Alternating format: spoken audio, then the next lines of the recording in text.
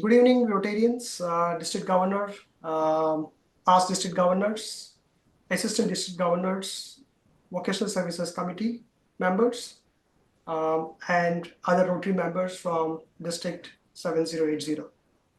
Welcome to today's webinar, Vocational Services Entrepreneurship and Small Business Success Stories. I'm Sunil Sharma, Vocational Service Chair for 22-23 Rotary year and an active member of Rotary Club of Brampton South. And I'm delighted to be your host for today's webinar. Today we have an exciting and informative vocational services session lined up for you all. The purpose of this webinar, as you all know, Rotary Vocational Service is one of the avenues of service in Rotary, emphasizing the importance of high ethical standards in business and professions, recognizing the worthiness of all useful occupations, and fostering the ideal of service in the pursuit of all vocations. January being the Rotary Vocational Service Month, we have a special guest speaker to address our Rotarians on the same. This is just not a one-way communication. We have our Vocational Service Committee member, along with the guest speaker today, Ed Campen, who is going to introduce the guest speaker shortly. Our guest speaker is Jennifer Betz. Before we start, we have some housekeeping items. Before we dive in, a few housekeeping notes. If you encounter any technical issues, please log out and log in. This webinar is recorded and will be available on our district portal under Vocational Service Committee page. So before we start, we have a couple of icebreaker questions. So I will ask Jacob to pop up the poll. We want to know what do you know about Rotary and what do you know about vocational services? So the questions are popped up here on your screen. So we'll get about 10 seconds for you to answer those. Please go ahead. What is it? So once 10 seconds is done, then please close out. Jacob, then you can go to the next one. Right here. Oh. I think you have to do this one. So when we go to the last one. Didn't work. None of it's working. You are. Oh, hosted panels cannot vote. Oh. Okay. If you're done, then you can close the polls and we'll come back to the polls. So here are the answers or the quiz, what you want to know about it. Oh, you were only at the 10%. Yeah. That's okay. If you're not up to there, we are learning every day. And thank you so much, Jacob, for doing this poll. Appreciate it. Thank you. You're at work all the time. So before we move further, once again, I welcome to you all for this vocational services webinar. And I will hand over to Ed to please introduce our guest speaker. And most of this session is going to be a Q&A. We want to understand from the guest speaker how the guest speaker, Jennifer, came in contact with Rotary and how she felt Rotary is one of the places where she can connect more the dots and educate us all with the, what she do and how she is helping the community. So I'll give it to Ed. Well, thank you very much, Sunil. We welcome Jennifer Betz from Deja Vu Restaurant in Orangeville. And tonight we'll be talking about community involvement and how she is a key player in connecting people in our Orangeville and surrounding community for the common good. Not only does she promote goodwill to one another, but she encourages community members to contribute in innovative ways to meet the needs of others. So I'll get into the Q&A now. And Jennifer, can you tell us a little bit about the history of your restaurant and how you came to get into the restaurant business? I started the restaurant business when I was young, just dishwasher, salads, stuff like that. I worked my way up to general managers. My uncle owned a breakfast restaurant. I worked there. I did everything from serving to cooking to, well, not really cooking until I bought my own, but and I just loved it. I loved breakfast the most because I found it was the most family oriented. It was, it was just, it had a really good vibe to it. So I wanted to open a restaurant when my kids became older. So we looked at other restaurants, but we decided breakfast was the way to go, and one went up for sale, and I bought it, and that's it. Perfect. So you're serving breakfast meals, and you also serve lunch. We do serve lunch. You do yes. serve lunch too. Yep. Okay. And then you graduated, especially during COVID. You went into another venue, which really helped a lot of people. And could you describe the Box Meats, how that came to be? So probably a year before COVID hit, I had met a young man who worked for a meat supplier, and he supplied some of our meat, not all of it. And him and I would talk, and I was like, one day I want to expand and open a box meat section and offer your stuff for sale because we don't have anything like that in town. And we kind of hemmed and hawed and talked about it and whatever. And then COVID hit, and I was a little bit oblivious to what was going on in the grocery stores for COVID because I'm lucky enough to have food suppliers, and it's just my husband and I at home at that time. And so we didn't need to go to the grocery store a whole lot. And then I had someone message me and say, do you have access to boneless, skinless chicken breasts? Because it's all my kids will eat, and I can't find any anywhere. And I'm like, what do you mean you can't find any anywhere? And they're like, have you been to a grocery store lately? And I was like, no. And they're like, the shelves are bare. And I was like, are you kidding? And they're like, no. So I was like, okay, well, I can order you in chicken breast. I'm sure I can. So I called my supplier, and I was like, do we have chicken breast? And they're like, yeah. And I was like, okay. I said, give me a couple minutes. I'm sure other people I know are going to want something, so I could put a bigger order in for you. They're like, okay. So I put it out on Facebook. Does anyone want? I said, give me five items: chicken breast, pork chops, ground beef, whatever. And so the supplier was like, okay, we put 5 items together, whatever. Does anyone want this? And within like 10 minutes, I had like 50 some odd orders. And I was like, what is happening? So for the rest of COVID, we did box meats orders because we were shut down for a lot of it. And my phone and my computer never stopped. I was 12 hours a day on the computer doing orders. My restaurant looked like Costco twice a week. It was insane, but people were so grateful because we live in a Dutch area, and some people have 10, 12 kids, right? And like they didn't have food to feed them. So they were so happy they could just come in. We have an indoor and an outdoor at the restaurant. They would come in one door, grab their order, go out the other door. It was really low. Like nobody knew what was going on. So it was really low connection. Key. Like, you know what I mean? Like connection isn't the one like low key. Yeah. You know, you weren't banging into people, and it wasn't like the busy grocery stores, and people loved it. And I said to my husband, we're either going to open a box meat store or I'm going to have a nervous breakdown. So he says, well, we're going to open a box meat store then, because I can't keep doing orders for 12 hours a day, 7 days a week. So we had 2 sections of our restaurant, and we've completely converted one section into a box meat store.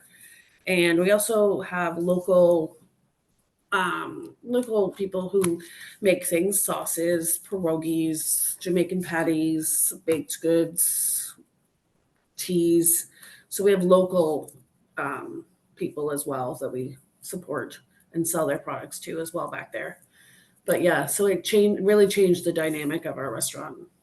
Well, it was such a wonderful thing to see that a restaurant, when they were closed down because of COVID, they opened up different venues to help the community get food, and it was And hand sanitizer. And hand sanitizer.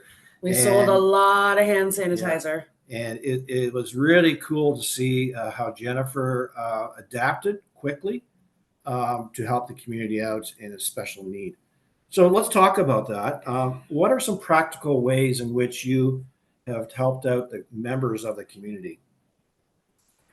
There's a lot. Ongoing, we support a local boxer. He's got 2 titles under his belt now, or two belts, 2 titles, and I think he's going worldwide next. Hmm. It's close. It's close.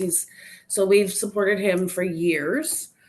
One of the latest things we started doing was we bring in our suppliers have granola bars and pudding cups and applesauces and cookies and all that kind of stuff you buy for your kids' school lunches or your adult school or your adult lunches or whatever snacks.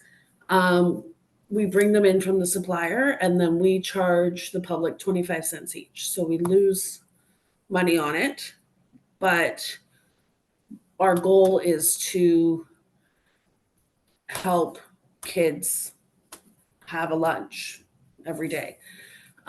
So that's our latest thing. We were going to do it for free, but we find we actually get more response when it's not free. Okay.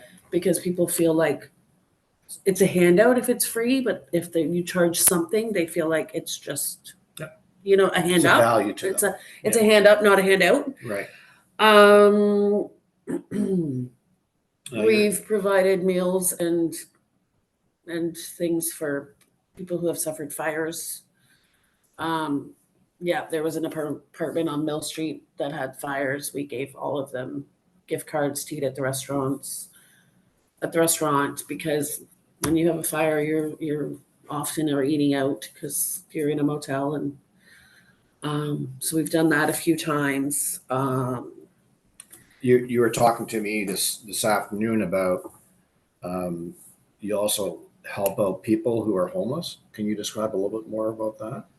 Yeah, there is a question down there about it, but we do a lot for the homeless. You Yeah, want to leave it to that? Okay. Yeah, Sure. I think Okay. we do. We've raised money for surgeries. We've given lots to sports clubs. During COVID, we did. Maybe it wasn't after COVID. We did free baby food. I would make baby food in the kitchen and puree it, and we had a freezer full of baby food.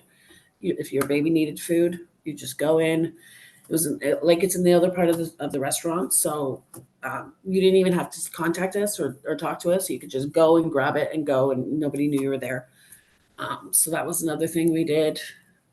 Okay. Now, let's talk a little bit about. We know that you really encourage the community. Yes.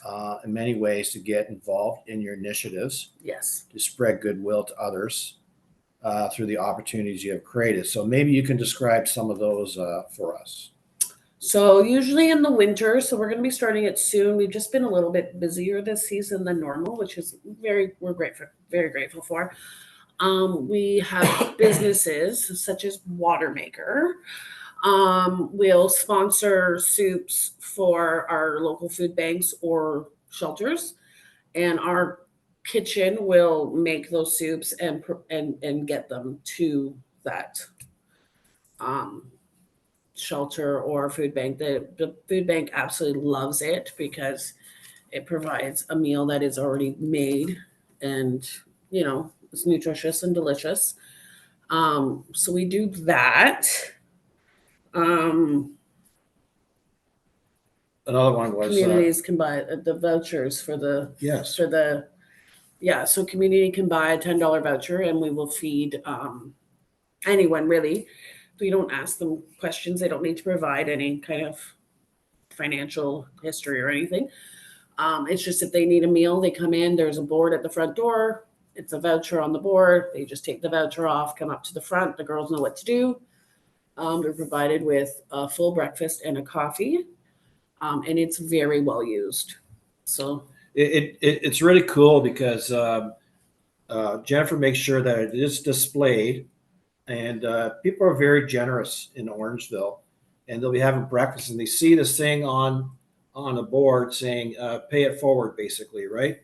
And Jennifer will explain the voucher program, and a lot of people just say, you know what, add it to my bill, and we'll do the $10, $20, whatever it is. we have a $5 one for just soup and coffee too, if people don't want to spend $10, which we Right. understand. And there is a board in the hallway where people can actually grab one if they want to, right? And use that voucher. That's pretty cool. But how do you advertise that? It's not only The radio does an ad for free for us for that. And mostly it's word of mouth. But sometimes if we have an abundance spot, we'll drop the coupons at churches and food banks. Okay. And they'll disperse them. And it's Mhm. just word of mouth. Like, yeah. And word of mouth is also on Yeah. Facebook. Yes. I see it on Facebook Yes. quite a bit. Yes. There was So- just a post about it the other day, actually, somebody asking about it. Yeah. Right. So yeah, it's pretty cool to see how you actually encourage businesses to get involved. And we also have the mug program. What was that all about again? So I think there's a question about there's a couple things we do with the businesses. Okay, so I'll leave that to later There's on. a couple things. Yeah. Okay. Do you have any memorable stories of how something you've sparked has helped to improve the quality of life for someone else? I have a lot.